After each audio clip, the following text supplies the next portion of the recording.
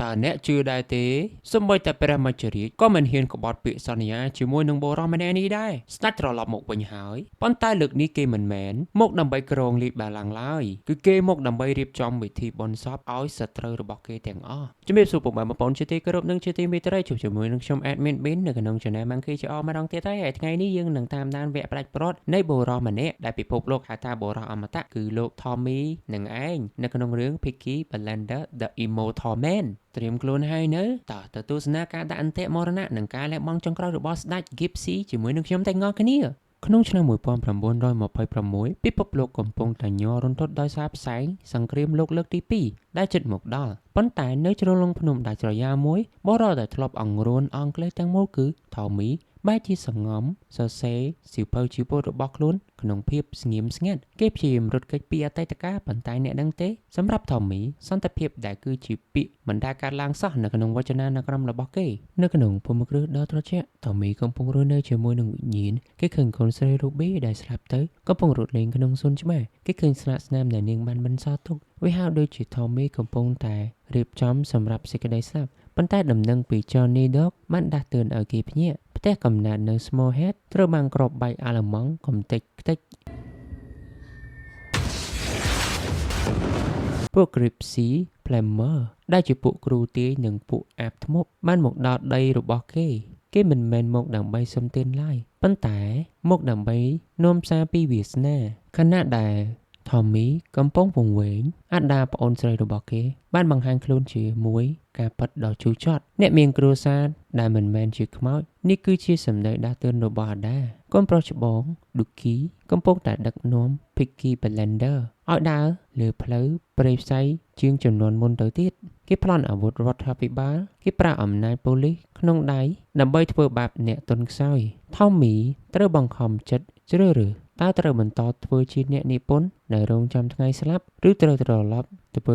ធ្វើជារំបារ៉ូឬក៏ហៅថាស្ដេច Gypsy ដើម្បីគ្រប់គ្រងកូនប្រុសដែលកំពុងក្លាយជាបិសាចម្នាក់នេះកាលណាដែល Tommy កំពុងរវល់សន្ទនាជាមួយនឹងវិញ្ញាណកូនប្រុសរបស់គេ Ducky កំពុងតែបង្ហាញពិភពលោកថាឈាមជ័រ Peaky Blinders មិនមែនកាត់ឡើងមកសម្រាប់អង្គុយសរសេរសៀវភៅឡើយ Ducky បានដឹកនាំក្មេងក្រុមទំនើងជំនាន់ថ្មីចូលប្លន់អាវុធពីរោងចក្ររដ្ឋាភិបាលទាំងកណ្ដាលថ្ងៃត្រង់អ្វីដែលគួរឲ្យខ្លាចបំផុតនោះគឺគេមានសម្បត្តិអនុញ្ញាតច្បាប់ពីមេប៉ូលីសក្រុង Birmingham ទៀតផងអ្នកណារារាំងផ្ទះវានឹងត្រូវដុតអ្នកណាខ្លាំងវានឹងត្រូវស្លាប់នេះគឺជាច្បាប់ថ្មីរបស់ Peaky Blinders ហើយសូម្បីតែអាដាក៏មិនអាចហាមឃាត់បានដែរប៉ុន្តែល្បែងនេះមិនមែនត្រឹមត្រូវជាការប្លន់កំបិចកំប៉ុកនោះទេបរិអាចកំបាំងម្នាក់មកពីទីក្រុងឡុងបាននាំយកលុយផោនคล้ายៗចំនួន350លានផោនមកឲ្យ Ducky ដើម្បីបញ្ចូលទៅក្នុងសេដ្ឋកិច្ចអង់គ្លេសនេះគឺជាផែនការកំទេចជាតិពីខាងក្នុងរបស់ពួកអាឡឺម៉ង់ហើយអ្វីដែលគួរឲ្យរន្ធត់បំផុតនោះគឺ Ducky បានយល់ព្រមធ្វើអំពើក្បត់ជាតិនេះដើម្បីតែអំណាចនិងលុយកាក់គេបានប្រកាសយ៉ាងពេញមាត់ថាពិភពលោកមិនខ្វល់ពីខ្ញុំដូច្នេះខ្ញុំក៏មិនខ្វល់ពីពិភពលោកដែរគេហ៊ានសូម្បីតែសន្យាថានឹងធ្វើរឿងដែលគ្មានដែនកំណត់ដើម្បីតែបញ្ជាក់ពីភាពស្មោះត្រង់ចំពោះសត្រូវត្រឡប់មកភូមិគ្រឹះវិញភាពស្ងប់ស្ងាត់របស់ Tommy ត្រូវបានរំខានដោយស្ត្រីម្នាក់ឈ្មោះកៅឡូដែលជាមហេសីស្ដេច Gypsy Plumber នេះមិនមែនមកដើម្បីសុំទានឡើយប៉ុន្តែមកដើម្បីដាស់តឿនឲ្យ Tommy ឲ្យដឹងពីកូនប្រុសរបស់គេកំពុងតែធ្លាក់ក្នុងរណ្ដៅបាបដ៏ជ្រៅនាងបានប្រើអាចកំបាំងពីអតីតកាលនិងវិញ្ញាណរបស់បងប្អូនដែលស្លាប់ទៅដើម្បីទាញ Tommy ឲ្យត្រឡប់មកកាន់ពិភពពិតវិញបើ Tommy មិនព្រមភ្ញាក់ទេមិនត្រឹមតែគ្រួសារ Gypsy ទេដែលរលាយសូម្បីតែសន្តិភាពរបស់ជនជាតិ Gypsy ទាំងមូលក៏នឹងត្រូវវិនាសដោយសារស្នាដៃកូនប្រុសខ្លួនឯងដែរតើអ្នកដឹងទេពេលខ្លះសត្រូវដែលគួរឲ្យខ្លាចបំផុតមិនមែនជាអ្នកដែលកាន់កំភ្លើងមកបានយើងឡើយប៉ុន្តែគឺជាអ្នកដែលស្គាល់អាចកំបាំងនៅក្នុងចិត្តយើងច្បាស់ជាងខ្លួនយើងទៅទៀតកៅឡូស្ត្រី Gypsy អាចកំបាំងបានចូលមកដល់ក្នុងផ្ទះ Tommy មិនមែនមកដើម្បីប្លន់ទ្រព្យសម្បត្តិឡើយប៉ុន្តែនាងមកដើម្បីដោះសោទ្វារវិញ្ញាណដែល Tommy បានចាក់សោទុកជាច្រើនឆ្នាំនាងបានប្រើឈ្មោះ Silda ដែលជាស្ត្រីកំណាញ់ចាស់របស់ Tommy កាលពីឆ្នាំ1914មកធ្វើជាអាវុធដើម្បីទម្លាយចិត្តបុរសអមតៈម្នាក់នេះនាងដឹងសំបីតែរឿងកូនប្រុសដែល Tommy បានបោះបង់និងមរតកឈាមដែលកំពុងតែក្លាយជាបណ្ដាសាខណៈដែល Tommy កំពុងវង្វេងក្នុងអតីតកាលប្អូនស្រីរបស់គេអដាក៏មិនបាននៅស្ងៀមដែរនាងបានទៅជួប Dookie ដែលជាក្មួយប្រុសរបស់ខ្លួនដើម្បីប្រមានអំពីវាសនាចុងក្រោយរបស់ Peaky Blinders នាងបានឃើញ Dookie កំពុងតែរកស៊ីគ្រឿងញៀននិងលួច morphine ពីមន្ទីរពេទ្យមកលក់ឲ្យអ្នកដែលកំពុងតែរងទុក្ខសោកហដាបានសម្លឹងមើលមុខ Dookie ហើយនិយាយសម្ដីដ៏មុតស្រួចមួយថានៅពេលដែលមួយឈូសរបស់អ្នកត្រូវគេដុតនឹងគ្មានអ្នកណាម្នាក់ឈរមើលផ្សែងឡើយវានឹងមានតែផ្សែងតែប៉ុណ្ណោះនាងដាស់តឿន Dookie ថាអំណាចដែលសាងឡើងលើគំនរសពសាច់ញាតិវានឹងត្រូវរលាយបាត់ទៅវិញដូចជាផ្សែងអាប់ប្រសិនបើគេគ្មាន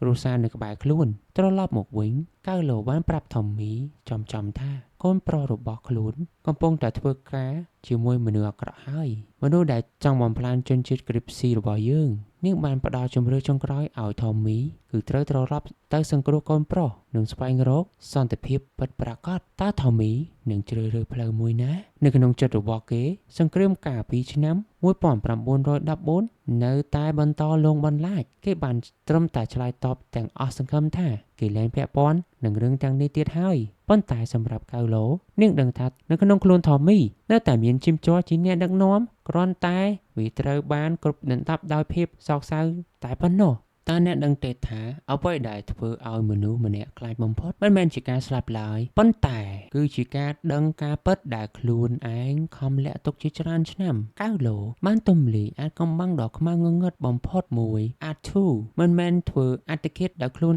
ឯងនៅលើស្ពាននោះទេការពិតអាធូបានទៅរក Tommy ដើម្បីខ្ចីលុយទៅទិញថ្នាំញៀនប៉ុន្តែការប្រកែកគ្នានាំឲ្យមានគ្រោះថ្នាក់កាំភ្លើងផ្ទុះ Tommy គឺជាអ្នកបង្កគ្រោះសម្រាប់បងប្រុសបង្កើតរបស់ខ្លួនឯងហើយនេះហើយគឺជាទ្វារក្នុងក្បាលដែលបើកចំហលងបន្លាច Tommy រាល់ថ្ងៃក្នុងពេលជាមួយគ្នានោះ Dookie កំពុងតែលងខ្លួនកាន់តែជ្រៅក្នុងភ្លក់នៃអំពើបាបរបស់គេហើយគេបានសម្លាប់មនុស្សដោយគ្មានញញើតដៃតែម្ដងតាមបទបញ្ជារបស់ពួក Fascist និយមក្មេងប្រុសម្នាក់នេះបាននិយាយទាំងត្រជាក់ស្រាប់ថាបាបកម្មគឺជាអ្វីទាំងអស់នេះដែលប៉ាបានបន្សល់ទុកឲ្យខ្ញុំគេមិនត្រឹមតែលួចថ្នាំពេទ្យពីកុមារមកលក់ទេសូម្បីតែប្អូនស្រីបង្កើតរបស់ Tommy គឺអាដាក៏ Dookie ហ៊ានក្បត់និងរៀបចំផែនការកំទេចចោលដែរដើម្បីតែអំណាចដ៏ងងឹតរបស់គេហើយគេកំពុងតែដើរចូលទៅក្នុងឈាមកាន់តែត្រជាក់រហូតដល់ហែលនៅក្នុងនោះប៉ុន្តែសម្រេចរបស់វិញ្ញាណមិនមែនឥតប្រយោជន៍ឡើយការពិតដែលកៅឡូបានទម្លាយបានធ្វើឲ្យ Tommy ភ្ញាក់ពីសុបិនអាក្រក់គេលែងជាបុរសចំណាស់ដែលអង្គុយវាយអង្គុលីលេងទៀតហើយ Tommy បានសម្រេចចិត្តត្រឡប់ទៅ Birmingham វិញតែលើកនេះគេមិនយកអាវុធទៅតាមខ្លួនឡើយគេយកទៅតែខ្លួនទទេនិងវិញ្ញាណបិសាចដែលកំពុងស្រែកឃ្លានក្នុងការសងសឹកដោយដែល Johnny Dog បានប្រមានថា Tom នៅ Greedy Sunland បញ្ហានឹងតាមរកអ្នកមិនខានកាត់មកដល់ខាងនេះវិញDookie មកដល់ពេលនេះហើយ Dookie កំពុងតែដើរលើផ្លូវដែលគ្មានការត្រឡប់ក្រោយឡើយពួក Fascist និយមបានដាក់ជំរឿឲ្យគេយ៉ាងសាហាវគឺលុយ70លានផោនឬក៏ខ្សែតីសម្រាប់ចងកដើម្បីតែអំណាចនឹងការទទួលស្គាល់ Dookie មិនត្រឹមតែជប់ព្រមបន្តផែនការក្បត់ជាតិប៉ុណ្ណោះទេគេថែមទាំងត្រូវធ្វើរឿងមួយដើម្បីតែបិសាចក៏មិនហ៊ានធ្វើដែរគឺការសម្លាប់មិញបង្កើតរបស់ខ្លួនអាដាដែលជាអ្នកតំណាងរាស្ត្រនិងជាញាតិម្នាក់គត់ដែលខ្វល់ពីគេកំពុងតែរៀបចំភស្តុតាងដើម្បីចាប់ Dookie ដាក់គុកប៉ុន្តែសម្រាប់ Dookie សាច់ឈាមវាមិនសំខាន់ជាងបាឡាំងឡើយប៉ុន្តែនៅក្នុងទីក្រុង Birmingham ផ្សែងអាប់កំពុងតែនាំមកនៅវត្តមានរបស់បុរសម្នាក់ដែលគ្រប់គ្នាស្មានតែថាស្លាប់បាត់ទៅហើយ Tommy បានបង្ហាញខ្លួននៅមុខហាងស្រា The Garrison ទាំងខ្លួនទទេគ្មានអាវុធហើយគេក៏បានដើរចូលទៅក្នុងកណ្ដាលហាងស្រាដោយពោពេញដែលគ្មានអ្វីក្នុងដៃឡើយហើយនៅក្នុងនោះសុទ្ធសឹងតែជាក្មេងទំនើងចំនួនថ្មីមិនស្គាល់សំបីតែឈ្មោះ Tommy តែអ្នកណាជា Tommy សំណួរដ៏ល្ងងខ្លៅចេញពីមាត់ក្រុមក្មេងដែលបានបាត់បង់ម្ចាស់ការបានធ្វើឲ្យ Tommy សើចទាំងក្រៀមក្រំ គេមកទីនេះមិនមែនមកដើម្បីរំលែងកម្សាន្តឡើយប៉ុន្តែមកដើម្បីប្រមូលអំណាចឬក៏អាចនិយាយបានថាប្រមូលអំណាចចាក់ដែលគេបានបោះបង់ចោលនឹងត្រឡប់មកវិញហើយនៅទីបំផុតកូននិងឪគេបានជួបគ្នាហើយការជួបគ្នារវាង Tommy និង Dookie លើកនេះមិនមែនជាការអោបគ្នាបែបឪពុកកូនឡើយ Tommy បានវាយកូនប្រុសខ្លួនឯងឲ្យដេកដួលលើដីរួចសួរការពិតអំពីការស្លាប់របស់អាដា Dookie បានស្រែកជេរឪពុកខ្លួនឯងទាំងកំងថាបាបកម្មគឺជាអ្វី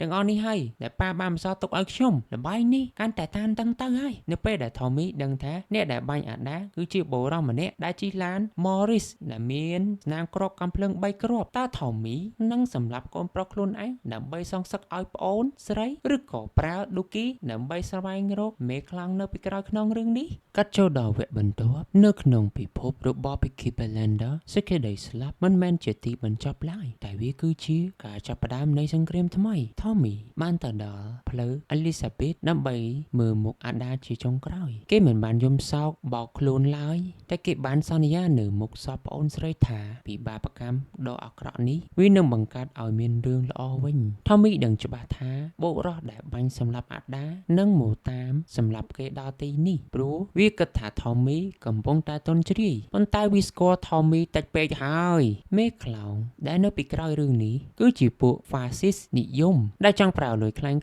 ដើម្បីដោះដូរនិងសន្តិភាពហើយវាក៏បាននិយាយឌឺដងដាក់ Tommy ថា Hitler កំពុងតែបោកសម្អាតពួកអភិជនចោលយ៉ាងហោចណាស់ក៏គេមានផែនការប៉ុន្តែ Tommy បែរជាឆ្លើយតបវិញដោយស្នាមញញឹមមរណៈនិងការប្រើកំភ្លើងយន្ត Sten បាញ់កំទេចពួកវាមិនឲ្យសល់ម្នាក់ហើយនៅក្នុងក្រសែភ្នែករបស់ Tommy គឺអាចនិយាយបានថាពួក Fascist ទាំងនេះគ្រាន់តែជាសម្រាមដែលត្រូវកាត់ចោលដើម្បីឲ្យរបស់ល្អៗអាចដោះលូតលាស់បានចំណុចរបត់ដ៏សំខាន់បានកាត់ឡើងនៅពេលដែល Tommy ជួបកៅឡូម្ដងទៀតនាងបានមើលបាតដៃរបស់គេហើយប្រាប់ពីអនាគតដ៏រន្ធត់ថាយប់នេះអ្នកនឹងមានសន្តិភាពមិនថាអ្នកសម្លាប់គេឬគេសម្លាប់អ្នកឡើយមកុដរបស់ស្ដេច Gripsy Rombaro ឥឡូវនេះកំពុងស្ថិតនៅលើជញ្ជីងវាសនាហើយ Tommy ក៏បានប្រាប់ Dookie ឲ្យយកអាវុធដែលគេលួចបានទៅកាន់ទីធ្លារបស់ Charles ដើម្បីត្រៀមខ្លួនសម្រាប់ជោគចុងក្រោយហើយតើ Dookie នឹងជ្រើសរើសធ្វើជាស្ដេចតាមគន្លងឪពុកឬក៏ខ្លាចជាជនរងគ្រោះនៃអំណាចរបស់ខ្លួនឯងទៅកាត់ចូលដល់វគ្គបន្ទាប់គឺជាចំណុចពិសេសដែលកំពុងតែយើងរងចាំនោះបានមកដល់ហើយឬនៅកំពង់ផែ Liverpool ពេលវេលាពាក់កណ្ដាលអាធ្រាត្រផ្សែងអាប់ក្រាស់ខ្មឹកបានគ្រប់ដណ្ដប់លើឃ្លាំងទំនិញលេខ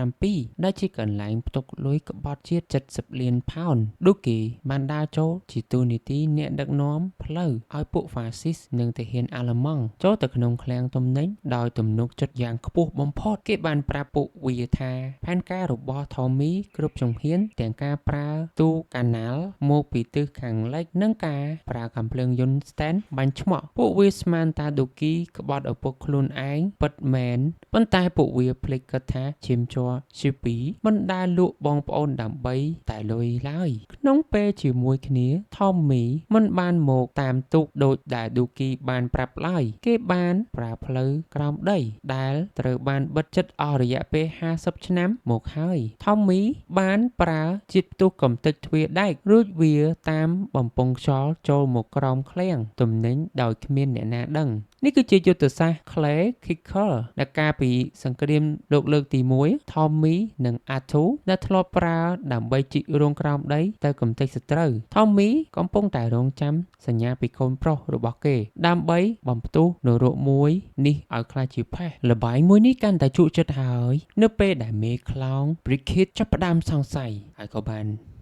វាសួរទៅ Dookie វិញថាហេតុអីបានជា Tommy ទុកឲ្យកូនប្រុសម្នាក់នេះ ចង់និយាយថាតកូនប្រុសចោលឲ្យប្រឈមមុខនឹងគ្រោះថ្នាក់បែបនេះឌូគីបានត្រឹមសម្លឹងមើលមុខវាដោយភ្នែកបីសាច់រួចរងចាំម៉ោង12យប់នៅពេលដែលសម្រែកហ្វៃបន្លឺឡើងវាមិនមែនជាការបាញ់ប្រហារធម្មតាឡើយប៉ុន្តែវាគឺជាការផ្ទុះកក្រើកដីដែល Tommy បានរៀបចំទុកជាមុនពួកអាល្លឺម៉ង់ដែលស្មានថាខ្លួនឯងជាអ្នកប្រមាញ់បែរជាคล้ายទៅជាសត្វដែលត្រូវគេបានគ្រប់គ្រងដោយសំណាញ់ទៅវិញ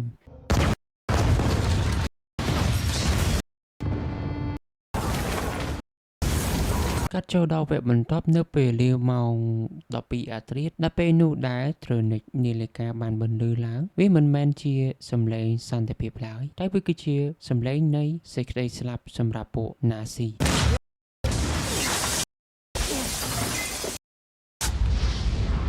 ការផ្ទុះកក្រើកនៅក្នុងឃ្លាំងទំនិញលេខ47មិនមែនជាគ្រោះថ្នាក់ចៃដន្យទេតែពួកវាគឺជាការរៀបចំយ៉ាងហ្មត់ចត់របស់ Tommy ពួកសត្រូវដែលត្រូវស្មានថាខ្លួនឯងឈ្នះតែបែរជាត្រូវស្លាប់ក្នុងអណ្ដាតភ្លើងនៃកំហឹងត្រកូលជីពីទៅវិញប៉ុន្តែក្នុងផ្សែងអាប់នោះការប្រឈមមុខគ្នារវាងឪពុកនិងកូនក៏បានឈានមកដល់ចំណុចកំពូលបំផុត Tommy ដែលរងរបួសជាទម្ងន់បានដើរចេញមកប្រឈមមុខនឹងកូនប្រុសរបស់ខ្លួនឯងគេដឹងថាខ្លួនឯងមិនអាចរស់នៅក្នុងពិភពលោកដែលពោរពេញទៅដោយបាបកម្មនេះតទៅទៀតបានឡើយ Tommy បានហុចកាំភ្លើងឲ្យឌូគីរួចបញ្ជាឲ្យកូនប្រុសរបស់ខ្លួនបាញ់សម្លាប់គេដើម្បីបញ្ចប់បណ្ដាសា Peaky Blinders ហើយ Tommy ក៏បានពោលថាមកុដនេះវាធ្ងន់ណាស់បាញ់មកកូន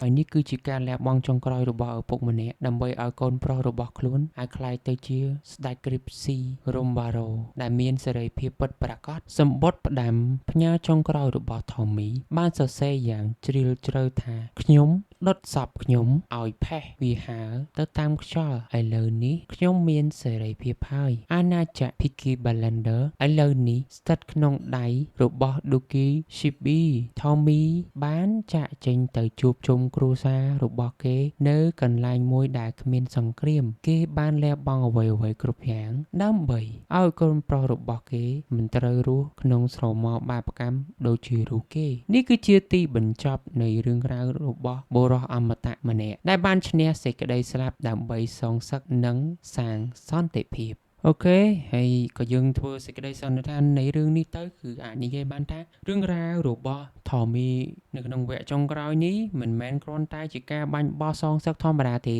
បាទយើងឃើញហើយប៉ុន្តែវាគឺជាការលះបង់ដើម្បីលាងបាបជំរះ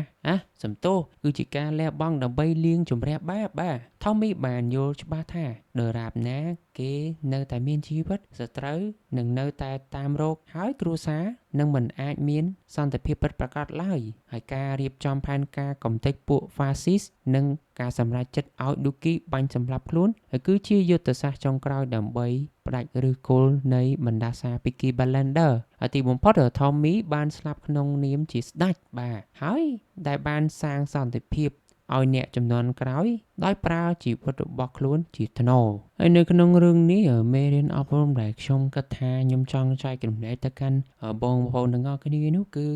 តកតងជាមួយនឹងចំណុចមួយគឺតម្លៃនៃគ្រួសារតម្លៃនៃគ្រួសារលើសពីអំណាចទោះបីជាអ្នកមានអំណាចខ្លាំងកម្រិតណាឬមានលុយរាប់លានផោនក៏ដោយបើអ្នកបាត់បង់សាច់ឈាមនិងមនុស្សដែលអ្នកស្រឡាញ់អ្នកពិតប្រាកដនោះអំណាចរបស់អ្នកនឹងក្លាយទៅជាគ្រឿងតុបតែងមឈូសតែប៉ុណ្ណោះហើយចំណុចទី2នោះគឺការប្រឈមមុខនឹងការពិតការរត់គេចពីកំហុសក្នុងអតីតកាលវានឹងធ្វើឲ្យអ្នករស់ក្នុងគុកងងឹតនៃវិញ្ញាណអស់មួយជីវិតសន្តិភាពពិតប្រាកដកើតចេញពីការទទួលស្គាល់កំហុសនិងការកែប្រែវាឲ្យទៅជាអ្វីដែលវិជ្ជមានវិញហើយចំណុចទី3គឺការលះបង់របស់អ្នកដឹកនាំមេដឹកនាំពិតប្រាកដគឺជាអ្នកដែលលះបង់ផលប្រយោជន៍និងជីវិតផ្ទាល់ខ្លួនដើម្បីសេចក្តីសុខរបស់មនុស្សជុំវិញខ្លួនមិនមែនគ្រាន់តែយ៉ាងម៉េចមិនមែនជាអ្នកដែលប្រើអ្នកដើម្បីឲ្យស្លាប់ជំនួសខ្លួនដើម្បីរាជបល្ល័ង្កឡើយបាទហើយចុះយល់យ៉ាងណាដែរចំពោះពុកម៉ែបងប្អូនទាំងអស់គ្នាវិញបាទបន្ទាប់ពីទស្សនា